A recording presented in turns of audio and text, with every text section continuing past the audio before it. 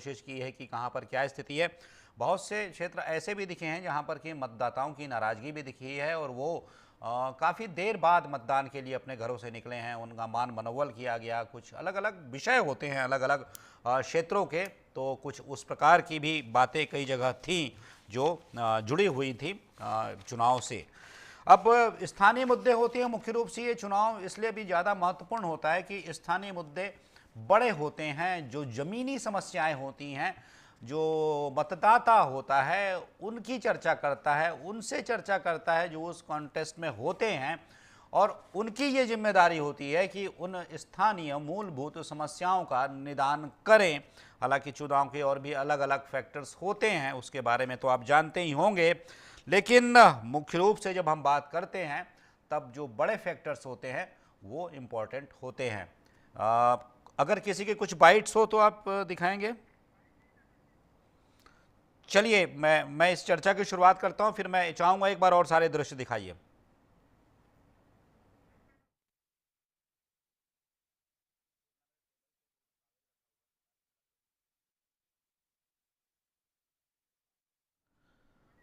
तो देखिए अलग अलग क्षेत्रों से जैसा कि हम देख रहे थे, कुछ ऐसे भी जगह हैं जहां पर कि बागी प्रत्याशी भी खड़े हुए हैं। अलग अलग क्षेत्रों से भी मैं कुछ लोगों से बात कर रहा था, तब भी ये पता चल रहा था कि बहुत से ऐसे प्रत्याशी हैं जिन्होंने पार्टियों का खेल बिगाड़ रखा है। हालांकि बहुत कोशिश की गई, कुछ तो माने ऐसे निर्दलीय उम्मीदवार, लेकिन कुछ नहीं माने, और अब यह सब कुछ जाकर टिकता है। जैसे कि मैं देख रहा था कि पेंड्रा की बात देख रहा था, शायद पेंड्रा की बात है कि वहाँ पर पिछली चुनाव में जो अध्यक्ष के पद के लिए जिन्होंने चुनाव लड़ा, शायद वो अध्यक्ष थे भी, इस बार निर्दलीय हैं।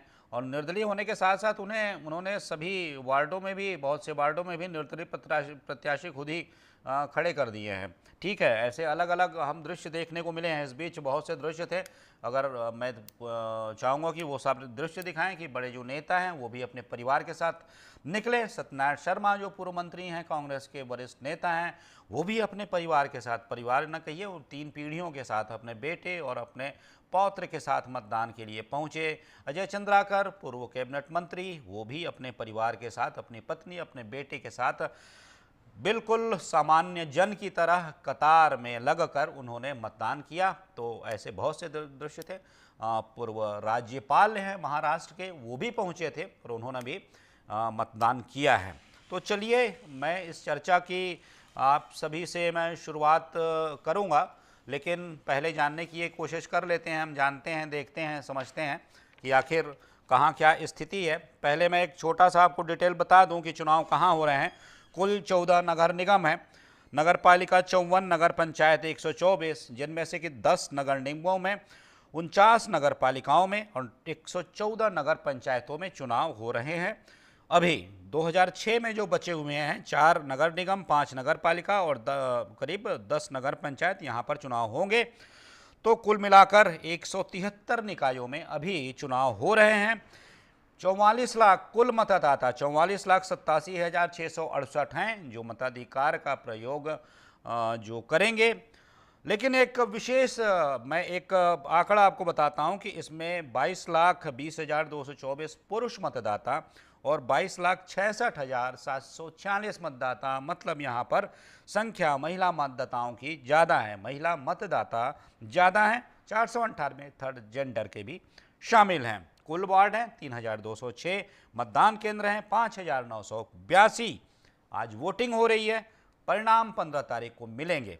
चलिए चर्चा में चलते हैं। परिचय करवा दूं अपने विशेष मेहमानों का जो मेरे साथ जुड़े हुए हैं। आशीष यादव हैं, प्रवक्ता हैं कांग्रेस के। आशीष जी आपका स्वागत है। आलोक सोनी हैं, प्रवक्ता हैं, नेता हैं भारतीय जनता पार्टी के। आलोक जी स्वागत है। साथ ही साथ अजय चंद्राकर जी हैं, राजनीति के मर्मज्ञ हैं, ज्ञाता हैं, विशेषज्ञ हैं, प्रोफेसर हैं। हम उनसे बात करेंगे, समझने की कोशिश करेंगे प्रदेश में जो चुनाव चल रहे हैं, जो चुनाव के विषय बने हुए थे, इन मतदान के दौरान वो किस रूप में परिणित होते दिखाई दे रहे हैं। हालांकि आज जब जनता होती है, जो मतदान करने जाती है, तो पूरा चातुर्य कौशल होता है, पता नहीं चलने देती है। तभी ऐसा होता है कि कई बार ये जो पोल्स होते हैं, एग्जिट पोल्स होते हैं, धराशायी हो जाते हैं। कई बार कुछ समझ लिए जाते हैं, जैसा कि पिछले चुनाव में हमने देखा। 2 चुनाव अलग अलग देखे, जो हरियाणा का चुनाव था, महाराष्ट्र का चुनाव था, एग्जिट पोल औधे मुँह गिरे थे, लेकिन अभी जो हाल का चुनाव हुआ वहाँ पर जो एग्जिट पोल आए वो कहीं ना कहीं सत्यता के करीब थे। तो चलिए अब हम चर्चा की शुरुआत कर लेते हैं। दिल्ली की बात कर रहा हूँ, चर्चा की शुरुआत कर लेता हूँ मैं। आशीष जी, पिछली बार ही आपके साथ बैठा था, ओबीसी से कितने उम्मीदवार होंगे, ये सारे आंकड़े थे, इस पर हम थोड़ी माछापच्ची कर रहे थे, समझने की कोशिश कर रहे थे कि कितने आएंगे, कितने मिलेंगे, कितने नहीं मिलेंगे, क्या होगा। अभी मैं जब देख रहा था, कुछ आंकड़े खंगाल रहा था, तब मैं देख रहा हूँ कि मेयर के ही प्रत्याशी अगर ले तो करीब 40% उम्मीदवार भारतीय जनता पार्टी ने उतारे हैं, 30% आपके हैं आशीष जी। जी देखिए, जहां जहां पर आरक्षित सीटें हैं, जहां पर महिला ओबीसी है, जी। और जहां जहां आरक्षण निकला है हम्म। लॉटरी के माध्यम से, वहां पर निश्चित रूप से उसी कैटेगरी के उम्मीदवार लड़ रहे हैं। और बाकी जगह पर जहां पर वहां की वास्तविक स्थिति के अनुरूप जी। जो बेहतर कैंडिडेट हो सकते थे, उनको पार्टी ने उतारने का काम किया है। हम्म। सुबह से हम मतदान की ओर नजर रखे हुए हैं। मतदान जो है लोग कर रहे हैं, और निश्चित रूप से कांग्रेस पार्टी के किए गए कामों को देखते हुए और भारतीय जनता पार्टी के एक साल को ध्यान में रखते हुए कर रहे हैं। जी। और मतदान के कई जगह पर जो है ईवीएम मशीन खराब होने की स्थिति सब दिखी हमको, जहाँ पे 1 घंटे तक की देरी कई जगह हुई। हम्म। लेकिन उसके बाद अभी भी मतदान चल रहा है। हम्म। और जो चुनाव रहा, जिस तरीके से चुनाव लड़ने की कोशिश की गई, कहीं ना कहीं ये बात सामने आई कि सत्ता पक्ष जो है मैक्सिमम अपना एडवांटेज उठाने की कोशिश कर रहा था धन बल से। जी। जहां जहां पर कोशिश हो सकती थी कि दबाव बनाया जाए, कई जगह जो है पैसे बांटते भारतीय जनता पार्टी के कुछ लोग पकड़े गए। और कई जगह जो है ऐसी घटनाएं सामने आई कि शराब का भी वितरण हुआ। लेकिन कुल मिलाकर मुझे लगता है कि लोकतंत्र का फैसला अब हो चुका है। कुछ देर में जो है ये ईवीएम मशीनें लॉक हो जाएंगी, स्ट्रांग रूम चले जाएंगी, और जनता का जो जनादेश होगा वो 15 तारीख को सबके सामने हो। जी। आलोक जी, देखिए ईवीएम का मुद्दा एक बार फिर आ गया। बहुत से केंद्रों में ईवीएम 1 घंटे बंद थी, बता रहे हैं आशीष जी। जी 1 घंटा बंद रहा है ऐसा बता रहे हैं आशीष जी किन्हीं जगहों के। लेकिन उन्होंने कहा कि हाँ, हालांकि सुचारू रूप से भी मतदान चल रहा है। हालांकि सुचारू नहीं कहा, कहा कि मतदान चल रहा है अभी। मैं पूछूंगा जब अगली बार लौटूंगा आशीष जी के पास। ये बताइएगा, बहुत से ऐसे जो आरोप लग रहे हैं कि आप पैसे बांट रहे हैं, बहुत जगह पकड़े गए हैं, बहुत जगह देखे गए हैं, बहुत जगह लिफाफे थे नाले में फेंके गए हैं। हालांकि हालांकि सर, काजल की कोठी है सर। मैं देख रहा था कि ये जो काम करने वाले होते हैं, बहुत से लोग होते हैं बहुत से घरों में जो अलग अलग जगहों में, अलग अलग बस्तियों में रहते हैं। बैठा था, मैं बात कर रहा था, कल भी कर रहा था और आज भी कर रहा था। सब एक है सर। फिर भी जवाब दे लीजिए आलोक जी।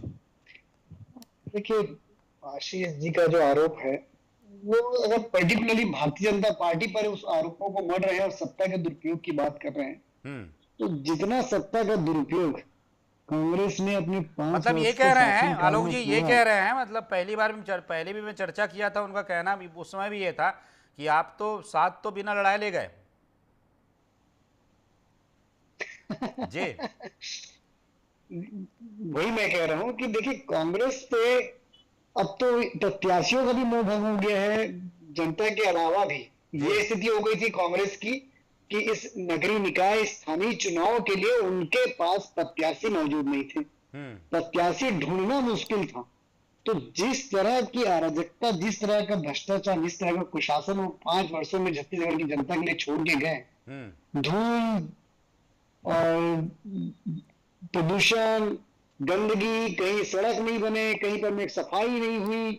जबकि नगरीय निकाय में भी आपका शासन था, 5 वर्ष आपके प्रदेश में भी आपका शासन काल था। किसी बात की कोई कमी थी तो बस केवल इंटेंट की कमी थी, हम्म। कुछ कर गुजरने की कमी थी। हम्म। आपको जनता ने दोनों तरफ, राज्य में भी हम्म। और स्थानीय चुनाव में भी, दोनों पे आपको अपना मत प्रदान करके सत्ता सौंपी थी, सत्ता की चाबी सौंपी थी। लेकिन कांग्रेस चूक कर गई वहां पर में। कांग्रेस हम्म। समझ नहीं पाएगी, जब जनता ने उन्हें मौका दिया है, उस मौके को जनता की सेवा करना है, ना कि मेवा खाना है। तो ये जो जी। चूक कांग्रेस से हुई है, इसका जो जनादेश है 15 तारीख को नहीं, जब चूक आप अभी कैसे कह रहे हैं ईवीएम, आलोक जी? ये चूक हो गई अभी आप कैसे बता रहे हैं? परिणाम तो आने हैं अभी। भविष्यवाणी कर बिल्कुल रहे हैं आने आप? हैं परिणाम, लेकिन वो परिणाम भारतीय जनता पार्टी के पक्ष में आएंगे जी। और बहुत अच्छे परिणाम मिलेंगे। पिछले वर्ष भी इन लोगों ने स्थानीय चुनाव में जो एक परिवर्तन किया था, नगरीय निकाय में मेयर के पद को उन्होंने पार्षद के माध्यम से चुनाव चुना था और बहुत सारे आरोप प्रत्यारोप लगे कि कुछ एक व्यक्ति विशेष के लिए नियमों में परिवर्तन कर दिया गया उनको मेयर बनाने के लिए, जिसका परिणति, जिसका परिणाम आज कांग्रेस को उनके मतदाता ही दिखा रहे हैं। उनके मतदाता जो है, छत्तीसगढ़ की जनता जो है वो बताएगी कि कैसे जिस तरह के आपने चेंज किया और जो लोगों को ट्विस्ट किया, लोगों की आंखों में धूल झोंका, लोगों के भरोसे को तोड़ा, उसके लिए आज पब्लिक जो है, जनता जो है मतदान करने निकली हुई है। जी। और कोई भी उपलब्धि किसी भी नेता ने 5 वर्ष शासन रहा, कोई भी उपलब्धि नहीं गिना पाए, 5 वर्ष स्थानीय सरकार की भी कोई उपलब्धि नहीं गिना पाए। जी। जो लेकर के आए वो आरोप पत्र लेकर के आए, कोई उपलब्धि लेकर के ये पहुंचे ही नहीं। अगर आपकी सत्ता थी तो आपको उपलब्धियां गिनाना था, लेकिन उपलब्धि गिनाने को था ही नहीं कांग्रेस के पास। ठीक है, वो इसका जवाब जो है आज वो वोट के रूप में तब्दील नजर आ रहा है। भारतीय जनता पार्टी में बंपर मतदान हुआ है। ठीक है अजय चंद्राकर जी, वहीं शुरू करता हूं जहां से आलोक जी खत्म कर रहे हैं, क्योंकि निकाय का चुनाव जो होता है बिल्कुल वो स्थानीय चुनाव होता है। आप समझिए कि जड़ से होता है ये चुनाव। अब नीचे थोड़ा और चले जाइए तो पंचायत का जो होता है तो बिल्कुल वो तो आत्मा है, ये तो जड़ है, वो आत्मा है। तो ये जो चुनाव होते हैं बिल्कुल बिल्कुल स्पष्ट मुद्दे होते हैं, स्पष्ट मुद्दे। यहाँ पर लहर वहर कुछ नहीं होती है, स्पष्ट मुद्दे। हाँ ठीक है, भावनाएं तो होती हैं सर, कभी भी हिलोरे मार सकती हैं, लेकिन फिर भी मुद्दे स्पष्ट होते हैं कि क्या समस्या है इस वार्ड में, कैसी समस्या है, इसका समाधान क्यों नहीं हो पा रहा है, किसने कितने वर्षों तक नहीं किया, कौन कर सकता है, कैसे हो सकता है। मतलब समस्या और समाधान, उस समाधान तक पहुंचने का भी रास्ता कुछ कुछ स्पष्ट दिखाई देता है। ऐसे में जब ये चुनाव हो रहे हैं, आप भी देख रहे हैं, आपने वर्षों देखा है और आपने देखने के साथ इसका आपने अध्ययन भी किया है, समझा भी है, विश्लेषण भी किया है। थोड़ा बताइएगा, अभी ये जो चुनाव हो रहा है, मैं भी जो देख रहा हूँ और बहुत से लोगों से मैं बात कर रहा था, यहाँ पर कांग्रेस जो है वो अपने निकाय में किए गए 5 वर्षों के कार्यों की जगह 1 वर्ष के छत्तीसगढ़ में बीजेपी के सरकार के आरोप पत्र लेकर ज़्यादा आ रही है। मतलब बीजेपी का 1 साल का काम वो ज़्यादा लेकर आ रही है निकाय चुनाव में कि क्या क्या कैसे कैसे क्या नहीं हुआ। 5 वर्षों के कार्यों का बखान थोड़ा सा कम मिल रहा है। मैं देख रहा था, घोषणा पत्र सब में है, बिल्कुल है, लेकिन वो वहीं तक है जो एक, जिसे एक कहा जाता ना कि एक नैरेटिव बनाया जाता है, जिसे कि जनता के बीच फेंका जाता है, वो नहीं है। अजय जी। अब बिल्कुल बिल्कुल संजय जी यहाँ पर जो दिखाई दे रहा है जी, वो सबसे बड़ी बात यह है कि नेशनल मुद्दे और स्टेट के मुद्दे जी, वो उतना इम्पैक्ट नहीं छोड़ पाते जितना स्थानीय स्तर के जो मुद्दे होते हैं। और कांग्रेस 15 साल की एंटी इनकम्बेंसी भी झेल रही है। दूसरी बात है संजय जी कि प्रत्याशियों के चयन में जो सतर्कता बीजेपी ज्यादा अच्छे से दिखाई, कांग्रेस में उसका अभाव रहा। उसके पीछे कारण है और उसके पीछे कारण आया संसाधन कौन प्रत्याशी उपलब्ध करा पाएंगे। बिल्कुल पार्टी की एक लिमिटेशन है, जिसके कारण से कांग्रेस यहाँ पर संसाधन में भी स्ट्रगल करते हुए दिखाई दी है। लेकिन स्थानीय मुद्दों में अभी जो सबसे वार्ड लेवल पर जो देख रहे हैं संजय जी, वो आवास का मुद्दा है। जिनकी स्वीकृति हो गई, जिनको मिल गया वो तो जो पार्षद रहे, चाहे किसी भी पार्टी के रहे हो, उनके साथ में है। और जिनको नहीं मिल पाया है, जो क्यू में है, वो असंतोष दिखा रहे। इसके बाद जो मिडिल क्लास या फिर कह सकते हैं हमारे रायपुर में जिस तरह से अभी मतदान का प्रतिशत आ रहा है, काफी चिंता का विषय है और इसके ऊपर दोनों राष्ट्रीय राजनीतिक दलों को चिंतन करना चाहिए। बिल्कुल जी, क्योंकि संगठन लेवल पर या फिर बूथ लेवल पर इनके जो कार्यकर्ता एजेंट के रूप में बैठे हैं संजय जी, वो कम्युनिकेट कर पाए कि नहीं कर पाए। मैं मानता हूं कि पिछला जो विधानसभा का उपचुनाव हुआ संजय जी, उसमें भी वोटिंग प्रतिशत में कमी आई थी। लेकिन ये जनता से सरोकार विषय है। एक आम नागरिक यही चाहता है जी कि उनके एरिया का सड़क, बिजली, पानी, सफाई, सड़क, यही तो मूल विषय रहता है। जी अब जो घोषणा पत्र का भी आपने अपने प्रारंभिक रिमार्क में जिक्र किए थे संजय जी, वो मामूलस एक सबसे बड़ा दोनों पार्टियों के द्वारा जो घोषणा पत्र की गई, उसमें ये अर्बन एरिया और महानगर के नागरिक ये सोच रहे हैं कि इसमें हमारे लिए जैसे बाकी प्रीवियस की बात होती है उस ढंग से कोई कॉलम तो होता। एक बढ़िया जो बात हुई है अधोसंरचना के ऊपर, वो बीजेपी के द्वारा कि शारदा चौक से लेकर के फूल चौक तक 6 महीने के अंदर सड़क का चौड़ीकरण कर देंगे। यह एक इम्पैक्ट छोड़ा है यह विषय, लेकिन मूल बात यह है रोज का संपर्क संजय जी, रोज उनसे मुलाकात, जो प्रत्याशी है और वो किस ढंग से उनकी समस्याओं के निराकरण के लिए एपियर होते गए, कम्युनिकेट होते गए, ये कमाई सबसे महत्वपूर्ण है। लेकिन बीजेपी के लिए भी 15 साल के रिकॉर्ड को अगर आज कांग्रेस का जो रहा उसे तोड़ पाती है तो बीजेपी की बड़ी सफलता होगी। और कांग्रेस यहाँ पर शायद पर्टिकुलर राजधानी की बात करें तो उनके ऊपर आरोप लगा कि वंशवाद की राजनीति, अन्य कार्यकर्ता भी हैं, भले सफलता असफलता मिलती, ऐसे बहुत से महीन विषय हैं जो इस चुनाव में दिखाई दे रहा है संजय जी। बिल्कुल आशीष जी, वही बताइए, यही एक बात पूछूंगा। एक तो पहली बात तो ये कि ठीक है इसके परिणाम आएंगे अलग अलग क्षेत्रों से, और जैसा कह भी रहे हैं अजय चंद्राकर जी, वास्तव में चिंता का विषय है, क्योंकि जो अर्बन एरिया में जो चुनाव होते हैं यहाँ पर मतदाता जो होता है वो एक तो पढ़ा लिखा होता है, जानता है, समझता है और कहता है कि जाने का मतलब क्या है। बहुत से ऐसे, मैं पिछले एक डिबेट में बैठा हुआ था, उसमें एक जो पत्रकार साथी से वो कह रहे थे और उन्होंने कहा था कि संजय जी आप देखिएगा जब ये चुनाव होगा, देखिएगा कितने निकलते हैं बाहर। सच में ये सारी बातें जो होती हैं चिंता बढ़ाती हैं। और दूसरी बात आशीष जी, जवाब दे लीजिए आलोक जी की उन बातों का जो कह रहे थे कि आप अपने किए गए कामों पे चुनाव नहीं लड़ रहे हैं, आप तो हमारे 1 साल लेकर आ रहे हैं, जो कि हमारी उपलब्धि है। देखिए ऐसा है कि जो वोट परसेंटेज वाली बात है, वोट परसेंटेज वाली बात निश्चित रूप से जो है गंभीर विषय है और इसमें दोनों ही पार्टियों को मंथन करना चाहिए। और हमने तो कोशिश की है कि कार्यकर्ता घर से जा जाकर लोगों को वोट डालने के लिए प्रेरित करें। जिन्हें भी उन्हें वोट डालना है, बीजेपी को डालना, कांग्रेस को डालना, ये दूसरी बात है, लेकिन मतदान के लिए जागरूकता जो है इम्पोर्टेंट है। और सरकार को भी मतदान के लिए जागरूकता के लिए और सारे कार्यक्रम चलाने चाहिए। आगामी पंचायत चुनाव में मुझे लगता है कि इस पर ध्यान देना चाहिए और मतदान होना बहुत जरूरी है, इस पर फोकस करना चाहिए इलेक्शन कमीशन को भी।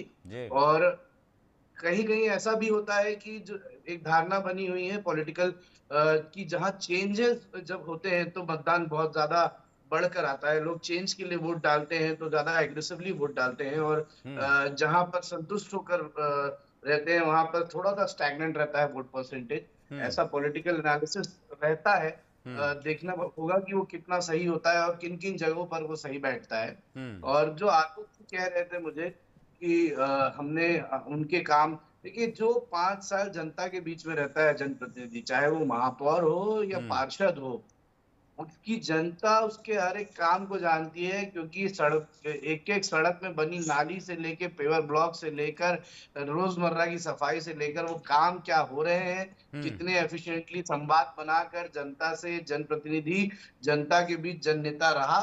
ये 5 साल पूरा एनालिसिस होता ही रहता है।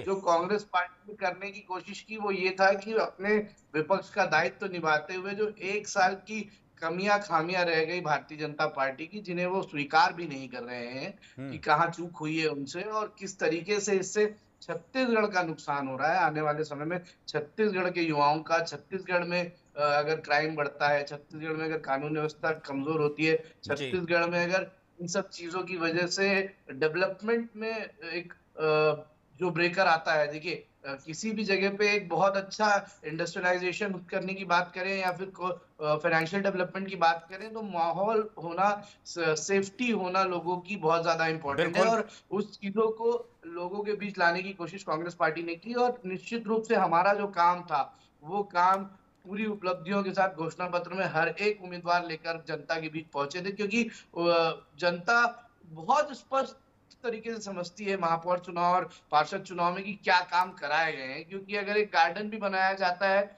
तो उस मोहल्ले के सारे लोगों को वो रोजमर्रा की जिंदगी में यूज करने के काम आता है। वो जी उन चीजों को यूटिलाइज करते हैं जो जन नेता उनके लिए कराता है। तो निश्चित रूप से जनता ये जानती है कि जी। कांग्रेस ने क्या काम 1 साल में 5 साल में किया है, 15 साल में किया है, और 1 साल में भारतीय जनता पार्टी की नाकामी गिनाना विपक्ष का कर्तव्य था। ठीक है, बताइएगा आलोक जी, संक्षेप में बताइएगा थोड़ा सा, क्योंकि जो कह रहे थे आशीष जी, मैं पहले भी चर्चा कर रहा था, ये जो 50% वाला मामला था, क्योंकि ये आपका पीछा नहीं छोड़ रहा था, मतलब पिंड नहीं छोड़ना कहते हैं ना, एक शब्द होता है, पीछा नहीं छोड़ रहा था ये कि 50% ओबीसी आरक्षण। क्या लग रहा है कि आपने जब उम्मीदवार बनाए, आपने टिकटें बांटी, ये सब आपने जो भी किया, जो भी आपने मोहरे बिठाए, समीकरण आपने बनाया, उभर गए हैं इस विषय से कि है अभी भी कहीं? देखिए, पार्टी ने अपने काम को बखूबी किया है जी। उन सभी कार्यकर्ताओं को जो वाकई में जीत ला सकते हैं पार्टी के लिए। सभी पार्टी का सबसे पहला जो कार्य होता है वही होता है कि जीतने वाले उम्मीदवार को जो जनता के काम को समझ सके, जनता के काम कर सके और शासन की, सरकार की जो योजनाएं हैं जनता तक पहुंचा सके, ऐसे उम्मीदवार को पार्टी ने टिकट दिया है और अपनी बात भी रखी है। पार्टी में जब ये ओबीसी का मुद्दा आया था उस समय भी पार्टी ने इस बात को कहा था कि हम 50% तक ओबीसी को आरक्षण देंगे और लगभग 40% के आसपास में दिया भी है सभी जगह पर में ओवरऑल। तो वो अपनी बात को रखी है पार्टी ने और उसको इसी तरह से किया है। और ये स्थानीय चुनाव इसलिए बहुत इंपॉर्टेंट है, हम तो भारतीय जनता पार्टी के लिए, सरकार के लिए, प्रशासन के लिए इसलिए इंपॉर्टेंट मानते हैं कि आज केंद्र जो योजनाएं चलाएगा, प्रदेश की जो योजनाएं होगी वो हम जनता तक पहुंचा सके। उसके लिए जरूरी है कि हमारा जो पार्षद हो भारतीय जनता पार्टी को, हमारा जो महापौर हो भारतीय जनता पार्टी हो, ताकि उसी समन्वय से वो काम कर सके जिस समन्वय से हम ऊपर से लेकर नीचे तक काम करते आ रहे हैं और जनता को उसका हक मिल सके, उसका लाभ मिल सके। ये हमारी पहली प्रायोरिटी है। और आज जो है मैं कहता हूं कि आज नकारात्मक राजनीति जो है ना वो अब बिल्कुल कांग्रेस को छोड़ने की आवश्यकता है। आक्रामक हुई है लेकिन नकारात्मक राजनीति उसको जो है अब पीछे छोड़ने की आवश्यकता है। आज भी हुई नकारात्मक राजनीति, आप अपने वादों को, अपने अचीवमेंट को ना बता करके आप दूसरों की खामियों को निकाल रहे हैं, अच्छी बात है, आक्रामक रहिए लेकिन नकारात्मक न रहिए। तो अब थोड़ा आगे बढ़ने की आवश्यकता है, क्योंकि आप लगातार चुनाव दर चुनाव आप देख रहे हैं किस तरह से विफलता मिल रही है। जनता के मूड को, जनता के क्या कहना चाहिए, उनके चॉइस को, उनका आज के जनरेशन क्या चाहती है, इन सबको अब आवश्यकता है कांग्रेस को समझना चाहिए। ये देश हित की बात है, देश हित में अब आगे बढ़ना चाहिए। कोशिश कर रहे हैं आलोक जी, कोशिश कर रहे हैं, बहुत कोशिश कर रहे हैं, हर चुनाव में कोशिश करते हैं, ऐसा नहीं है, कोशिश करते हैं, हर बार कोशिश करते हैं, यही कोशिश कर रहे हैं। इसीलिए उन्होंने इस बार दिल्ली में, मुझे जैसा मैं बात कर रहा था बहुत से जानकारों से, विशेषज्ञों से, इसीलिए अकेले चुनाव लड़ा, क्योंकि वो समझ रहे हैं धीरे धीरे कि जहाँ वो गठबंधन करते हैं वो क्षेत्रीय दल उनकी शक्ति ले जाते हैं, अपने साथ ले जाते हैं, शोषित कर लेते हैं। तो अब वो अकेले लड़ रहे हैं, भले शून्य से ही शुरुआत किया उन्होंने, 2% वोट बढ़ा है ना वहाँ दिल्ली में, कोशिश कर रहे हैं। अजय जी, जी बार बार जो ईवीएम की बात लाते हैं, ईवीएम के मुद्दे लाते हैं कि ईवीएम के कारण हम हार गए, आप ईवीएम के कारण जीते भी है, तो आप ये सब मुद्दों से बाहर जाके अब उपलब्धियों पे और विकास की बात करने पे ज्यादा जोर देंगे तो बेहतर होगा, जनता के हित में फायदा होगा। ठीक है अजय जी, एक बात बताइएगा, जैसा कि ये बातें हैं, ठीक है, ये तो जो राजनीतिक विषय अपनी जगह पर होते हैं, एक बात जो होती है निकाय चुनाव, हालांकि देखिए अपवाद तो हर जगह उपस्थित है, बिना अपवाद के तो दुनिया में कोई ऐसी, ना कोई ऐसा सिद्धांत बना है, ना कोई ऐसी मतलब कोई भी सार्वभौमिक वस्तु भी ऐसी नहीं है जिसका कि जो अपवाद स्वरूप जिसके लिए उपलब्ध ना हो।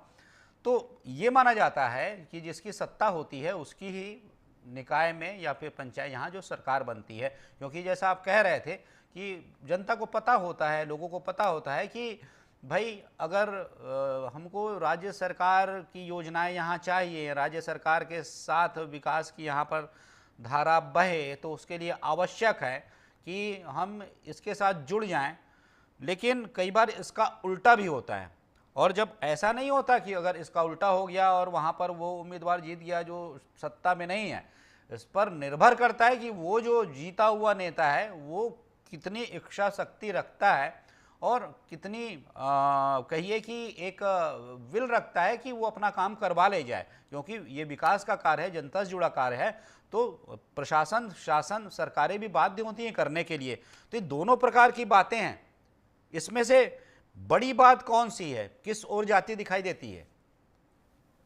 अब बिल्कुल संजय जी, पास्ट टाइम का अनुभव रहा जी और अपवाद जो आप जो बोले बिल्कुल वो भी सही रहा। जी डॉक्टर रमन सिंह जी के कार्यकाल में बड़े बड़े कुछ नगर निगमों को जी बीजेपी को हारते हुए भी जी देखिए, हाँ ये भी सच है। लेकिन साइकोलॉजिकल रूप से औसत में यही माना जाता है कि जिस पार्टी की सरकार रहती है जी उसके पक्ष में मतदाता अपना निर्णय स्थानीय चुनाव में, लोकल सेल्फ गवर्नमेंट के चुनाव में अब मतदान करते हैं। जी लेकिन यहाँ पर एक बात है जी कि स्थानीय लेवल का जो चुनाव है, इसमें जो पास्ट टाइम में जो जनप्रतिनिधि थे अलग अलग क्षेत्रों में, जी अगर उनकी छवि स्वच्छ रही या कुछ प्रतिनिधि ऐसे भी अध्ययन में आया है जी कि बिजली लगवाना है तो वहां पर कुछ भ्रष्टाचार दिखाई दिया संजय जी। जी ये जो नल लगवाना था उसमें भी भ्रष्टाचार, तो ऐसे प्रत्याशियों को जनता चाहे वो कोई भी पार्टी की हो उसको नकार देती स्थानीय चुनाव में, जी उनको महत्व ही नहीं देती। जी और जो उनके कह सकते हैं कि समस्याओं के समाधान के लिए प्रयास भी करते हैं तो उनको वो सर आंखों पर लेती है। जी अब रही बात यहाँ पर नया कह सकते हैं कि परिसीमन है, नया आरक्षण है, जी ये जी सब विषय रहे। जी लेकिन कई दिग्गज जो स्थानीय लेवल की राजनीति करते हैं निकाय चुनाव में, जी उनको टिकट नहीं मिली है तो उनको उनकी पार्टी किस ढंग से जो प्रत्याशी बने हैं अपने विश्वास में लेकर के उनके अनुभव का लाभ लेती है, ये कठिन काम होता है। ये सब पहलू है। लेकिन यहाँ पर निश्चित रूप से स्थानीय चुनाव में सरकार की योजनाओं के क्रियान्वयन और जो हितग्राही हैं वो सोचते हैं मुझे जो मिल रहा है उसमें मेरा जनप्रतिनिधि खड़ा है, उनके लिए वो निश्चित रूप से अपने मताधिकार का प्रयोग करते हैं संजय जी। बिल्कुल ठीक है सर, फिर आगे भी इस चर्चा को जारी रखेंगे क्योंकि बहुत से विषय हैं आने हैं, अभी बहुत सी ऐसी बातें आप जो परिसीमन की आप बात कर रहे हैं वो भी बहुत बड़ा विषय है, उस पर भी मैं आऊँगा। लेकिन अभी इस चर्चा को यहीं विराम देते हैं। आप सभी मेरे साथ जुड़े, आशीष जी बहुत बहुत धन्यवाद, आलोक जी बहुत बहुत धन्यवाद, साथ ही साथ अजय चंद्राकर जी, डॉक्टर साहब आप जुड़े, आपने समझाया, आपका भी बहुत बहुत धन्यवाद। तो ये देखिए जैसा कि मैंने देख रहा था, स्थानीय मुद्दे होते हैं, बड़े होते हैं, उम्मीदवार ऐसे होते हैं जिन्हें कि व्यक्तिगत रूप से लोग जानते हैं, उन्हें लगभग रोज का उनसे मतलब एक सामना होता है, बातचीत होती है, मतलब कि एक वेल नोन वो उम्मीदवार होता है जिसे जनता जानती है। तो बहुत से फैक्टर्स होते हैं इस चुनाव में जो कि जीत हार तय करते हैं, कभी कभी पार्टी के साथ भी, पार्टी की छवि के साथ भी, और कभी कभी पार्टी से दिगर भी।